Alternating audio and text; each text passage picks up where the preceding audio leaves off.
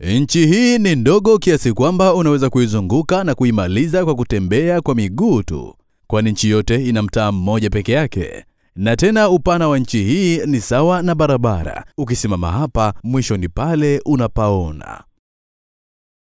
Na kuishi kwenye nchi hii ni sawa na kujitoa muhanga, kwani muda wote nchi yote inazama na kugeuka bahari. Na kisha baada ya muda maji yanapungua na watu wanaendelea na maisha yao kama kawaida.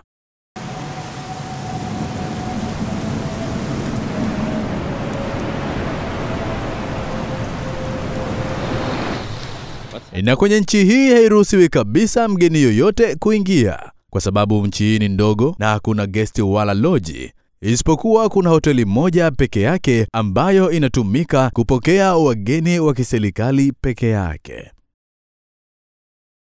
Na kwenye nchi hii kuna kituo kimoja cha polisi na jela moja peke yake, na wafungwa 3 tu. Na jambo la kushangaza zaidi ni kwamba wafungwa hawa asubuhi wanafunguliwa na kwenda kwenye mishemishe zao za kawaida, na kisha kurudi jioni na kuendelea na kifungo chao kama kawaida, na wanaachiwa hivyo kwa sababu nchi hii ni ndogo na hakuna yeyote anayeweza kukimbilia popote. Atatafutwa na atapatikana, kwani nchi hii ni ndogo, usawa wa mtaa mmoja tu.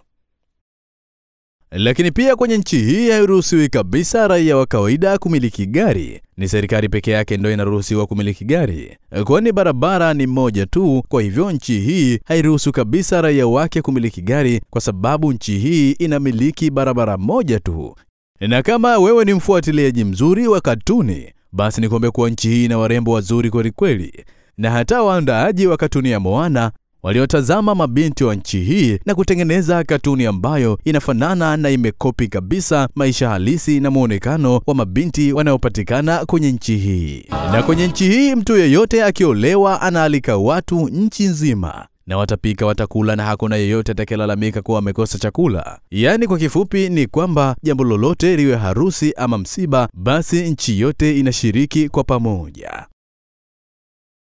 Na katika nchi hii hakuna eneo kubwa la kutua ndege, bali wametengeneza kibarabara kidogo cha kutua ndege ndogo ndogo. Lakini kibarabara hicho ikifika jioni, basi kinageuzwa uwanja wa michezo, yaani watu wanakutana hapo kwa ajili ya kucheza chandimu na michezo mingine mbalimbali.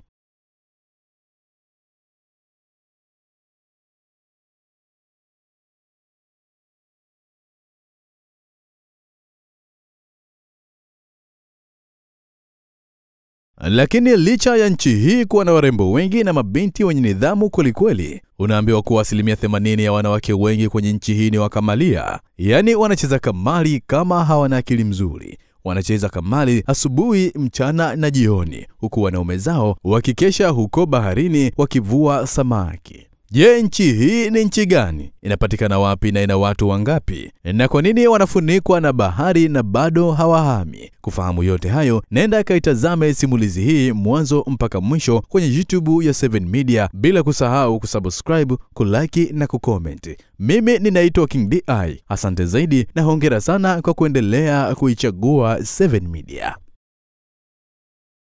Na safari yetu inatupeleka mpaka Pasifiki ya Kusini, kwenye nchi ambayo inaitwa Tuvalu, inayopatikana katika madola ya Uingereza, iliyopata uhuru wake kutokea kwa British mwaka 1978 na kuanza kujitawala yenyewe kama nchi huru kuanzia hapo. Nchi hii ina jumla ya watu 7,000 peke yake, na ni nchi namba 4 kwa udogo zaidi duniani kote. Na ndiyo nchi ambayo waandaaji wa katuni ya Moana walichukua idea ya wazo zima la katuni hiyo kwa kuchukua maisha halisi ya mabinti wa huko pamoja na muonekano wa mabinti hao wanaopatikana katika nchi ya Tuvalu. Na nchi hii ina jumla ya benki moja peke yake, lakini pia hakuna ATM machine. Na pia nchi hii ukitaka kuangalia salio lako la kwenye benki, basi ni lazima uende benki ndipo wakaangalie salio lako, kwani hakuna yoyote wala hakuna kabisa teknolojia ya sim banking, ambapo ni kawaida kabisa kwenye nchi zingine. Na nchi hii ina jumla ya kilomita 26 peke yake, ikiwa na duka moja tu la simu, na hakuna timu ya taifa wala uwanja maalum kwa ajili ya michezo ya hapa na pale. Na nchi hii ina wabunge 5 peke yake, yaani wawakilishi kwenye viunga ambavyo wanaishi. Na tena viongozi wote wa serikali wanaishi katika eneo moja, kwani nchi hii yote imekusanyika katika mtaa mmoja peke yake. Na nchi hii inaongozwa na waziri mkuu anayejulikana kama Feleti Teo. Na elimu katika nchi hii ni bure kabisa kuanzia chekechea mpaka chuo kikuu. Na watu wanajishughulisha zaidi na masuala ya uvuvi na kilimo pamoja na kucheza kamari.